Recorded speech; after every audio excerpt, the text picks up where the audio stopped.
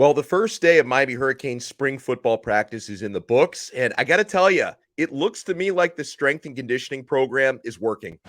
You are Locked On Canes, your daily podcast on the Miami Hurricanes, part of the Locked On Podcast Network, your team every day.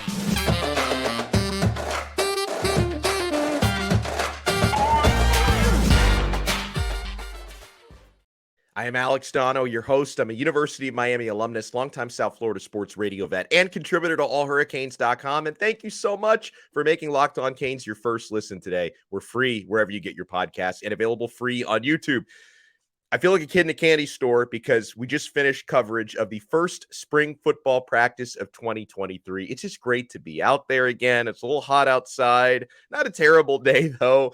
But again, the first thing that stood out to me was these players look bigger and stronger than they did this time last year. And that's my opinion based on observation. But I think that some of those stats, weights, and heights and speeds that have been coming out, leaking out from the offseason program would back that up, that these guys have really put in a lot of work, have these Miami Hurricane football players, into getting even better conditioned. And an example of that was Jalen Rivers, the offensive lineman. We had a chance to speak to him after practice, and he told us that his weight is about the same as it was this time a year ago, but his body fat percentage has gone way down. And it shows. Like, the guy looks absolutely solid. And, okay, first player that really made an impression on me, when we walk out to the field, and I've got my spring football roster in hand, and I'm looking up there at the drills because the practice had commenced maybe for a couple of minutes before the media got to walk out there.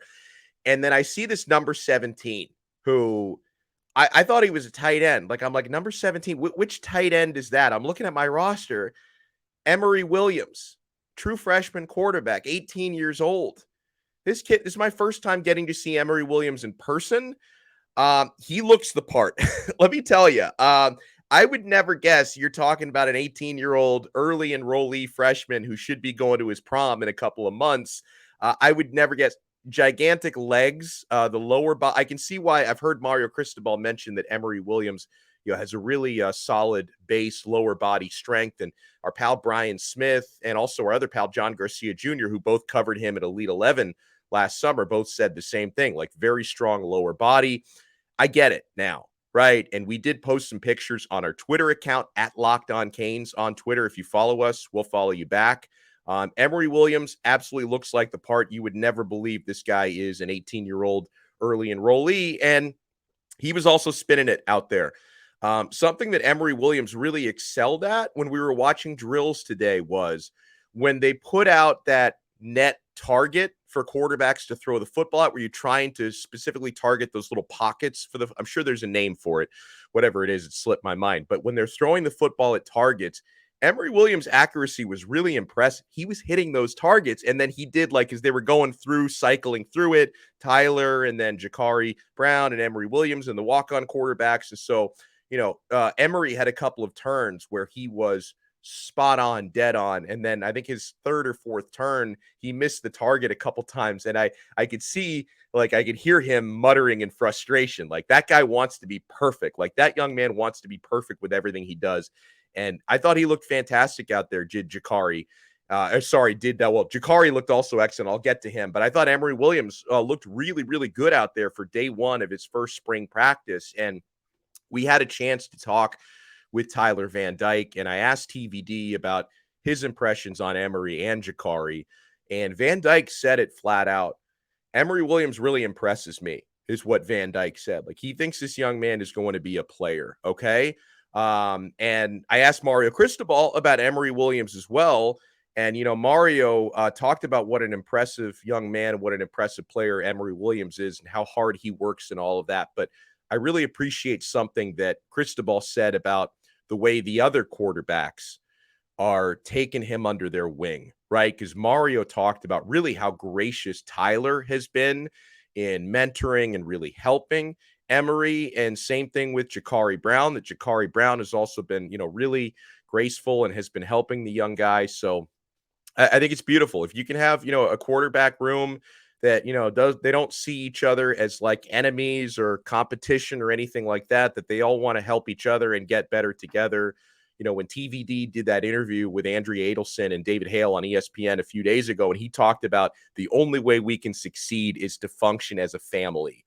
That's the sort of thing that he's talking about. You have to have cohesion and cooperation within that quarterback room. So let's talk about the other two quarterbacks. Of course, Tyler Van Dyke, Mr. QB1, the starting quarterback. A lot of people were asking me on Twitter, like, how does the shoulder look? Is he fully healthy? No signs of him not being fully healthy, my friends. Tyler was out there. He was throwing the football really, really well. Didn't have any limitations. He wasn't wearing a red non-contact jersey or anything like that. So as far as we can tell, and we did ask Cristobal and Tyler how he was doing, Tyler Van Dyke seems fine. I mean, Tyler Van Dyke was asked a question by one of the reporters today. I think it was David Wilson from the Herald who asked him, like, if you guys had a game tomorrow, are you healthy enough to play? And he said he was, right? I mean, I don't think he would have said no, even if the answer was no. But he said, hey, if we played a game tomorrow, I would be healthy enough to play. Tyler Van Dyke's shoulder looked absolutely fine out there. You know who else looked fine out there, despite all the injury concerns he's had during his career? Don Chaney, the running back, wearing the number 2. Don Chaney, full go in practice, no non-contact jersey. He's had an injury-plagued last couple of years, which is very unfortunate because Don Chaney, to me, can be one of the most complete running backs on this football team when healthy. And he also, a few weeks ago, he had what looked like damage-wise, like a really serious car accident that he was okay from. And obviously he's fine because Chaney was out there. Mario Cristobal even mentioned Don Chaney is fully healthy. One of our listeners on Twitter said to me, hey, keep this guy in bubble wrap until the season starts. Maybe they should think about that. Like, you remember the Pope drives around in that bubble, the glass bubble mobile. Get Don Chaney one of those, just sleep in a hyperbaric chamber, walk around in a bubble all day so nothing happens to him. But he was healthy today. I thought Don Chaney looked really, really good. Let's see what else. I took a lot of notes from practice. I was definitely, okay, I want to give you guys just a couple of disclaimers here because I know I'm going to get a lot of questions in our YouTube comments and on Twitter at Locked On Canes. There's only so much the media is allowed to watch, okay? There's only so much we're allowed to watch. We watch probably about a 20 to 25 minute long portion of the practice that was made open to us. There weren't 11 on 11s going on or anything like that. It was individual drills and some position group drills. And also, because I know I'm going to get questions about certain position groups, I cannot answer all of those today because based on the way the Greentree practice fields are laid out, I was only able, and part of this was my choice because maybe I could have tried to walk around a little bit more, but in the limited time we had to watch practice today, I had myself situated in a part of the field where I could really only watch the quarterbacks, the running backs, and the wide receivers. And I could see the defensive backs a little bit, but I didn't get to watch any of the line of scrimmage guys yet.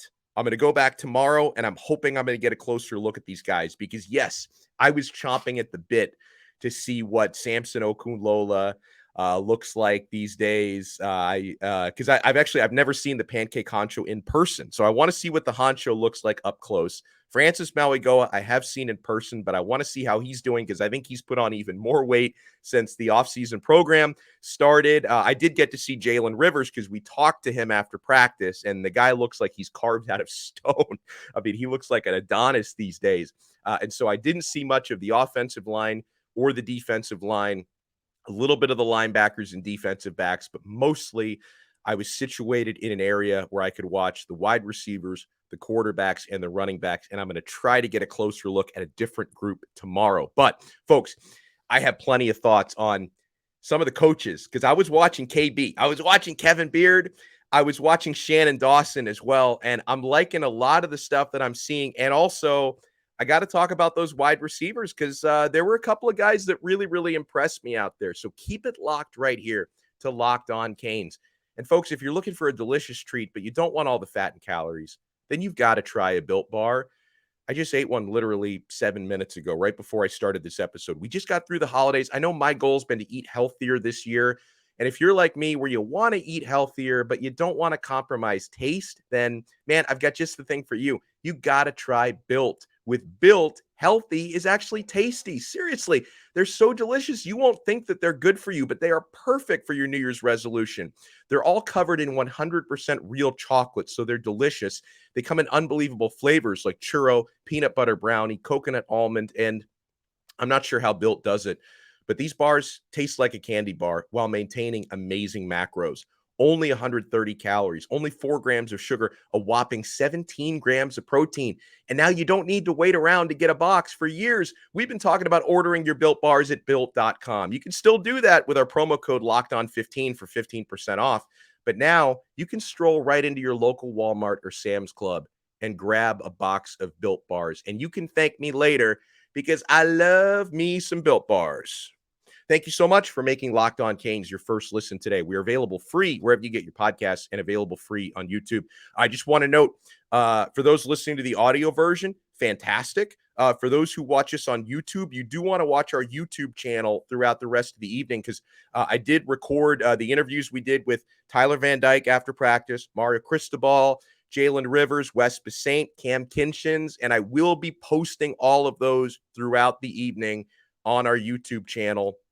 I've got some practice clips, but we're only allowed to film very short portions of practice. So I'm probably going to throw more of those on social media than on YouTube, but I will be throwing the player interviews out there on YouTube. So keep your eye out for those later today. I talked about some of the first players that I was looking for. One of the first guys that I was able to find out there was Ray Joseph. He looks smooth. Like Ray Joseph looks quick. He looks smooth out there. He was wearing a red non-contact jersey. I'm not exactly sure why. They're very cautious in the spring, so he may be dealing with some like minor bumps and bruises. But Ray, not like there was a whole lot of contact out there going on anyways. We were all watching non-contact drills, but I thought Ray looked quick and he looked smooth out there. Robby Washington, same thing. Like I think both of those guys, their physique for the true freshman really impressed me. And that was obviously also the case with Emory Williams, who I talked about. So the true freshmen that I was looking for out there, they all look older than 17, 18 years old. Like all of them I look at and say, oh, if you told me he was heading into his second, third year, I would absolutely believe you. So they look to be very well conditioned and very well prepared from their time in high school. Now, players we did not see out there for various reasons. People have already been asking me on social media about the running backs, Chris Johnson and Mark Fletcher. Neither of them are early enrollees. They're both still finishing high school, so they're going to arrive over the summer. So they were not out there. They're not part of spring practice. Some people were asking me about who's going to be a second-year running back, Trevante Citizen. Trevante Citizen is he's not participating in spring. Well, remember, he just had ACL surgery in August of last year, so he's still recovering, okay? Also not present today is Zion Nelson. Cristobal basically told us that, he's doing well. I'm not worried about Zion's issues. He's recovering, but it sounds like they're being cautious with him, keeping Zion Nelson out of spring football. Sounds like he's going to be absolutely fine, so don't worry about Zion. They're just erring on the side of caution with him. And if he enters next season, assuming he enters next season fully healthy, I think he's our starting left tackle. So, be cautious with Zion coming off an injury issue from last year. That's totally fine. Leonard Taylor also dealing with an injury issue, much like Zion. Do not worry long-term about Leonard Taylor. He's not going to partake in spring as LT. But Cristobal said he's going to be totally fine by May. So he'll be a full go for fall camp. So star defensive tackle Leonard Taylor, star offensive tackle Zion Nelson did not participate today. They're not going to be participating throughout spring for those minor injury issues. Now, someone who was not present today for a completely different reason and an excused absence, right? Like coaches knew that this was going on with him. Javion Cohen. Javion Cohen, the transfer offensive lineman out of Alabama, he's actually today, he's up in Indianapolis, the site of the NFL Combine, because they're doing a symposium up there for players they've invited that they consider to be, the way it was explained to me was underclassmen who are very likely to be drafted. So they have identified Javion Cohen as, a player who's very likely to be drafted, in the next couple of years. So there's a symposium that they're having up there. So Javion Cohen, My understanding is as soon as he's done with that, I don't know if that's going to be tomorrow or Monday, but as soon as he's back in town, he's going to fully join the team and take part in spring. But for right now, Cohen is up in Indianapolis for this special symposium. I was watching a lot of coaches out there. I didn't get as much of a look at Lance Guidry, the defensive coordinator, because, again, I was not situated in a spot where I could watch a lot of the defensive stuff. But I did notice that Guidry was doing a lot of hands-on work with the safeties because, his background is safeties coach prior to becoming a defensive coordinator. So kind of the same way Mario Cristobal does a lot of stuff with the offensive linemen because that's his background. Guidry was doing some work with the safeties. But I did get a really close look at Shannon Dawson, the new quarterbacks coach and offensive coordinator. And the first thing that stood out to me about Dawson was when he gets fired up, you can just hear the Louisiana. Like he's got that like Bayou, Louisiana, Southern drawl, and it's just very football. Like it's very like that sort of like, oh yeah, come on, it's just very football, that whole thing. I'm not going to try to imitate it for more than like the 2.5 seconds that I did, but I thought that really stood out to me. It's like, okay, he's bringing a little bit of Southern flair to this offense, and a guy who looked like the hardest working coach on the field because he was like doing a lot of the drills himself that he was having his receivers do. Just a lot of energy out there. Kevin Beard, welcome home, KB. Kevin Beard. I was watching Kevin Beard. Like I think he sweated more in practice than any of his players because he was really, really hands-on. He was really, working closely with all of his guys. And, I thought the receivers, for what we could tell watching a limited portion of drills, I thought the receivers looked pretty good. And Mario Cristobal, when we spoke to him after practice, he did have a lot of nice things to say about Coach Beard. And, he's only been around for a few days now, back. He's only been back for a few days, but about the work that he's already doing. And Mario Cristobal seems really, really impressed. I thought Isaiah Horton looked good, right? When we're talking about receivers, I thought that was someone who really, really stood out to me heading into his second year. Didn't play much last year as a true freshman, 6'4". To me, like Isaiah Horton, like he looks the part as to someone who can become, a number one boundary receiver type of guy. That was somebody that stood out to me today. Let me see who else. Okay, I got a couple of interesting notes. As I was, because there was a lot of downtime, right, between the practice session and the interviews. Kind of just hung around the indoor practice facility, like outside the facility for like an hour and a half in between. And someone who's on campus, like I don't know what he's doing. I don't know if he's like negotiating his exit or if the fences are being mended. Hopefully the latter. Hopefully the fences are being mended. But I saw Antoine Jackson. On campus, and he was smiling. So he must be happy with something that's going on. And so again, I don't know. And for those who are not caught up on his situation, and keep in mind, he would not be an early enrollee anyway. He's still enrolled in high school. So even if he was a full-fledged member of the football team, he wouldn't be partaking in spring practice because he's still finishing high school. But he's a Hurricanes class of 2023 signee, a defensive back who a few weeks ago, about a month ago, asked for a release from his national letter of intent that apparently decided, he didn't want to be a Miami Hurricane. But there's, the release hasn't been granted to this point. He's been on campus a couple times. I saw him today. I know that some reporters from other outlets saw him around a couple weeks ago. So hopefully there's some positive steps being taken, and hopefully he's hanging around because he wants to be here. But it was cool. It's cool seeing Mr. Antoine Jackson from Dillard High hanging around campus today. Hopefully there's a good resolution to be had because I want him to be a Miami Hurricane. And I know he likes the Kevin Beard wide receiver coach hire because he tweeted it last week when that happened. Like he tweeted his support. So hopefully things are up and up with Antoine Jackson. Okay, so someone else I regrettably did not get a look at today because, again, opposite part of the field, Jason Taylor, who's now, this is kind of funny because Coach Cristobal was asked, like, what is Jason Taylor's job title now? And Mario Cristobal said defensive line coach. So then the follow-up question is, well, what about Joe Salavea? Defensive line coach. So Jason Taylor and Big Joe, they're both coaching. They're both here. They're both on the staff. They just happen to have the same title. So Jason Taylor does not have the specific job title of defensive ends coach, although I'm sure he focuses primarily on the defensive ends, while Joe Salavea focuses more on the interior guys. But they both have the title of defensive ends coach, and it is what it is. So for those like asking, because I did see some people on Twitter who were confused about that, because I'm sure a lot of writers probably tweeted what Mario said, that when Mario said Jason Taylor is defensive ends coach, people are like, what happened to Salavea? Is Salavea gone? No, he's not gone. He's here. Salavea is here. He's a defensive line coach. Jason Taylor's a defensive line coach. I'm a defensive line coach. We are all defensive line coach for the University of Miami.